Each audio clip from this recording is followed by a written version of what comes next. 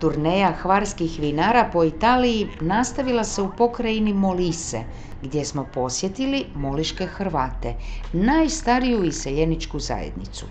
Bježeći pred turskim osvajačima u 15. stoljeću, preselili su se iz Dalmacije u južnu Italiju, o čemu svjedoči i književnik Petar Hektorović.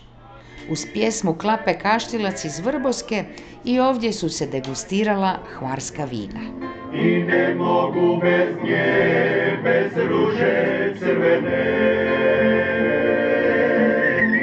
Otvori, draga, prozor i slušaj naše note, o ljubavi ćemo pjeva, la muzika di note. Viva la, viva la, viva l'amor, viva la, viva la, viva l'amor, viva l'amor, viva l'amor, viva la